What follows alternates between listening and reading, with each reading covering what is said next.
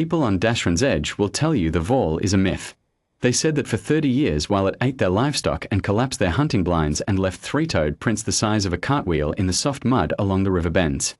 They told the story the way colonists tell every story about the thing that scares them, with a kind of aggressive disbelief, like if they stopped believing hard enough, it would have the decency to stop existing. I was 12 when it sat down 6 feet from me in the Vaul marsh and looked at me with eyes the color of deep water, and I thought, it doesn't look like a myth. It looks tired. My name is Dassren Vaul. My father ran the Eastern Relay Post for the Dassren Colony Network, which meant we lived at the edge of everything, the last prefab structure before the marsh swallowed the land whole. I grew up with the marsh the way other children grow up with streets.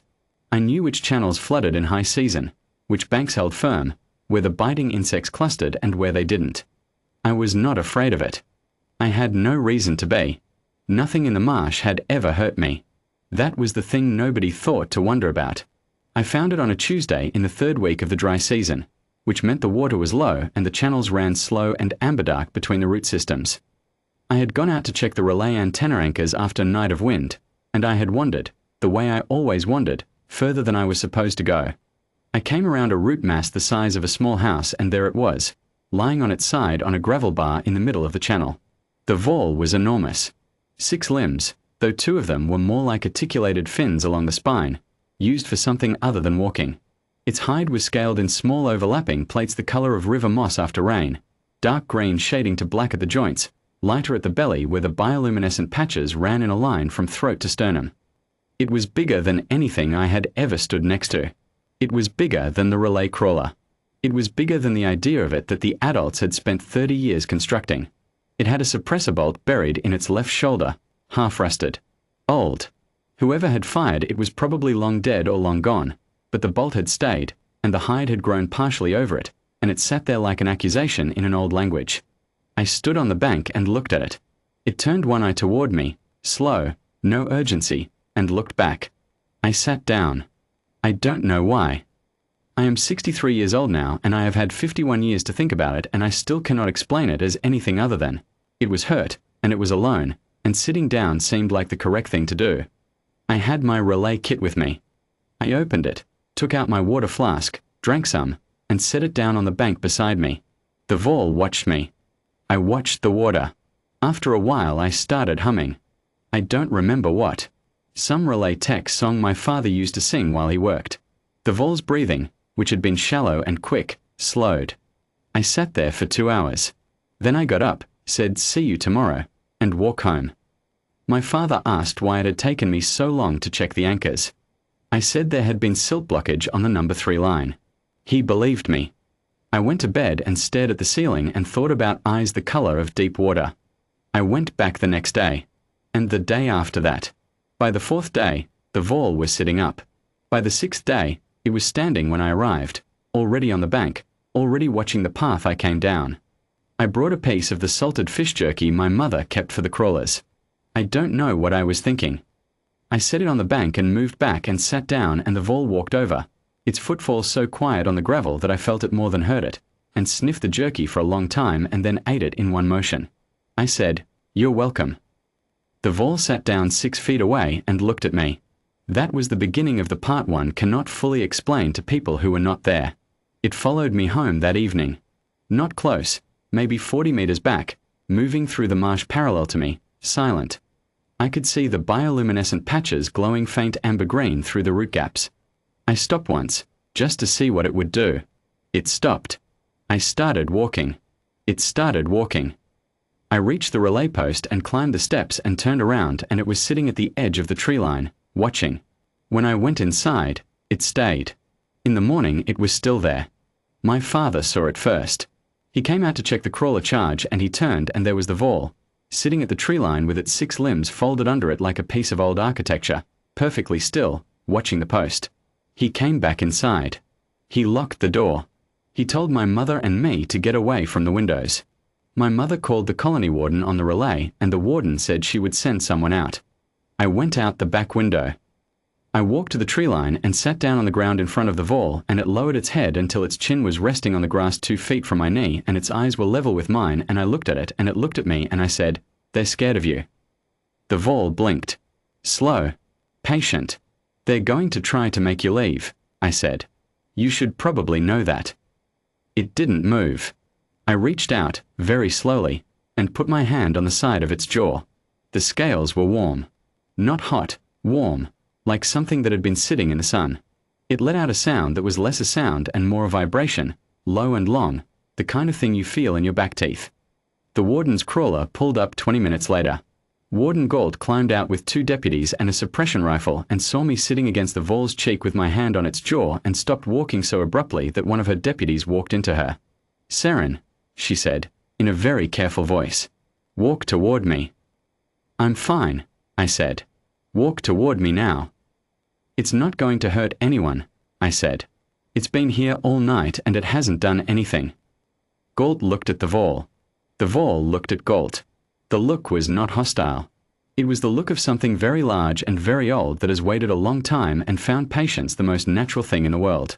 Galt looked away first. They didn't fire. I don't know if it was because they were afraid to miss, or afraid to hit, or simply because the Vaul was sitting with a 12-year-old girl's hand on its face and something about that picture did not line up with 30 years of monster stories. They stood at the edge of the grass and watched, and eventually the crawler left and I stayed another hour and then went inside for dinner. The Vaul slept at the tree line every night for the next 2 weeks. Word got out. Word always gets out on a colony that size. By the end of the first week, there were people coming down the marsh road in their crawlers to park and watch from a distance. The Vaul ignored them. It ignored the colony biologist who came with recording equipment. It ignored the delegation from the Dassren Settlement Council who arrived in formal dustcoats looking important. It watched the path I came down, and when I appeared it stood up, and when I sat down it sat down, and when I moved it tracked me, and when I was still it was still. A journalist from the inbound relay packet wrote that a child had tamed the Vaul. I was annoyed by that then, and I am annoyed by it now. I had not tamed anything. The Vaul was not tame. I had spent enough hours with it by then to understand what it was. Not a monster, not a myth, not a domesticated animal. It was an apex predator of considerable age and intelligence that had, for reasons I did not fully understand and still do not, decided that I was something it recognized. Not prey. Not threat. Something else. Something it had apparently been waiting to find. The hunters arrived on the 22nd day. There were 4 of them, off a private charter that had docked at the colony port 2 nights before.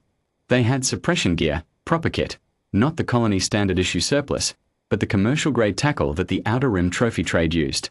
Shock lancers, a neural disruptor web, a transit crate rated for 4,000 kilos. They had a permit. I found out later the permit was for a colony 3 systems away and had been transferred paperwork that made it look valid at a glance. They came down the marsh road before dawn. I know this because the Vaul woke me up. I don't know how to explain what that means, exactly. I was asleep and then I wasn't, and there was a low vibration in the air that I had learned to associate with the Vaul's attention shifting, the way a dog's posture changes when it hears something you haven't heard yet. I got up and looked out my window and the Vaul was standing at the tree line, fully upright, all 6 limbs deployed, facing down the road. It was the first time I had seen it stand at full height without it being a casual gesture. At full height it was something else entirely. I went out the front door. My parents were awake by then. The crawler engines had woken them. My father shouted after me. I didn't stop. The hunters were 50 meters down the road when I came off the porch steps. They had their gear out.